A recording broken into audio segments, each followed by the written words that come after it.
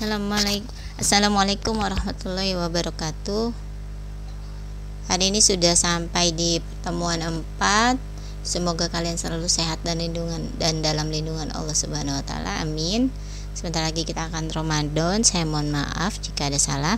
Pertemuan 4 membahas tentang pengembangan pseudocode struktur kontrol pemilihan. Pokok bahasanya ada 4.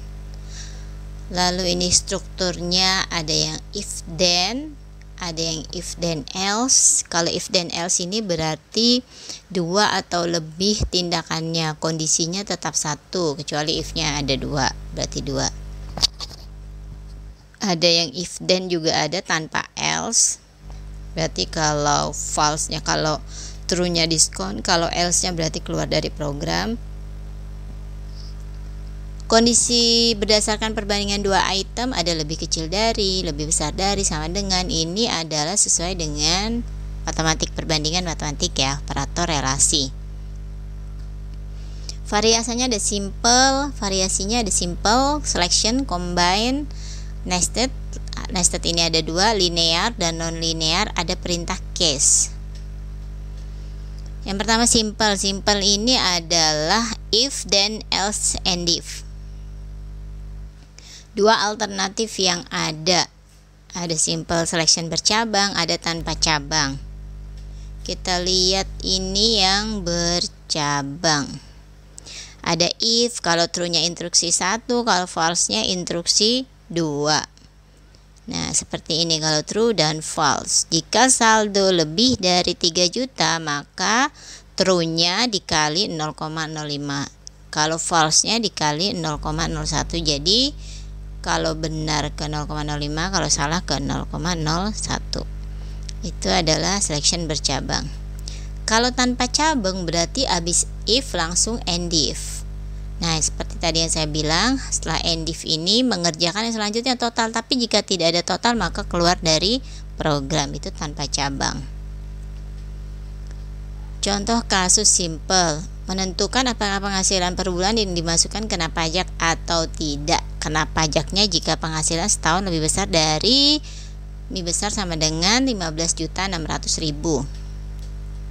Berarti total penghasilan kali 12, lalu yang tadi total setahun dikali 12 lebih dari sama dengan 15.600.000, maka keterangan kena pajak. Inputnya adalah apa yang dimasukkan? Inputnya yang ini ya, penghasilan, ini yang harus dimasukkan. Tinggal dikali, inputnya penghasilan per bulan.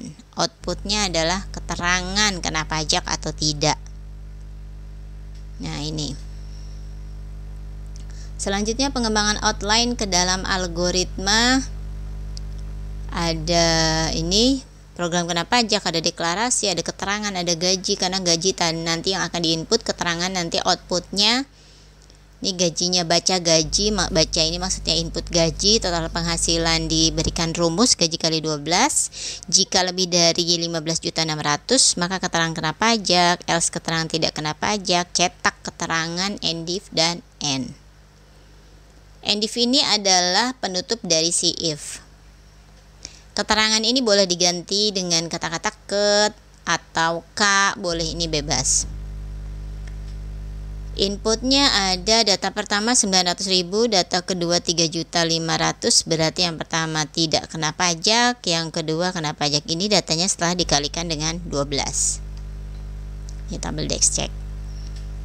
Yang kedua combine selection. Combine selection ini kondisi yang harus diperiksa lebih dari 1 menggunakan and atau or. Nah, ini contohnya. Sama dengan yang tadi, if else bercabang itu sama, ada else-nya, selection bercabang, if or make tapi dia ada and-nya, and semot. Jadi kalau ini dua-duanya harus true ya. Kalau dua-duanya true maka lulus. Kalau salah satu salah maka gagal. Atau dua-duanya tidak or make, tidak semot juga, maka gagal. Itu yang selanjutnya. Nested selection. If terdapat statement if yang lain, ini nest, ada linear, ada non-linear. Kita lihat yang linear ini if, lalu else, ada if lagi. Jadi setelah betul mengerjakan instruksi 1, tapi jika salah dicek lagi apakah syarat kedua betul. Kalau betul mengerjakan instruksi 2, kalau salah kerjakan instruksi 3, lalu end if. Gambarnya seperti ini. Cek terus kalau salah ya. Itu 2 kali. Kalau ini di dalam if ada if, di dalam if ada if lagi, dan seterusnya. Jadi boleh else if lagi, dan seterusnya kalau salah. Linear nested if, kita lihat if di dalam if ada if lagi, tapi langsung harga ya. Perbedaan dengan yang tadi. Oh, tadi masih sama ya, masih sama dengan yang tadi. Di dalam if ada if. Lalu non-linear kita lihat di dalam if. Jadi kalau non-linear ini adalah untuk pernyataan betul. Kalau tadi linear untuk pernyataan salah ada if. Kalau ini untuk pernyataan betul, di dalam if ada if. Lalu instruksi A, else instruksi B, and if. Jadi di dalam if ini ditutup dulu and if, baru else instruksi B. Itu perbedaannya. Non-linear nested if statement ini lanjutannya. Nah, ini dia statement jika true maka dicek lagi, jika false bisa dicek lagi juga. Jadi dia bisa 2 kali non-linear nested if. Non-linear berarti 2 kali ya. Boleh di dalam true-nya diberikan if lagi, atau keduanya true dan false diberikan if lagi. Case ini adalah instruksi pemilihan di mana aksi yang akan dilakukan hanya tergantung pada nilai dari satu macam variabel. Contohnya apa? Contohnya menentukan jurusan, bisa juga, atau menentukan grade, bisa juga seperti itu. Perintah case memungkinkan memiliki banyak nilai dan setiap nilainya berkaitan dengan satu macam aksi.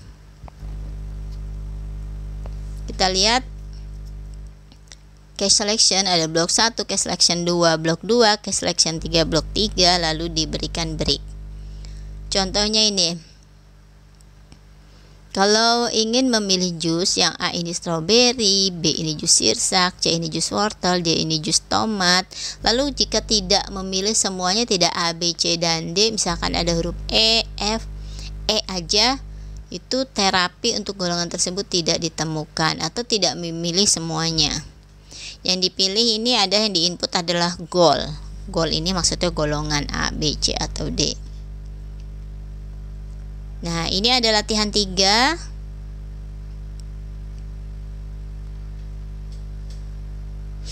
Latihan 3 kalian kerjakan.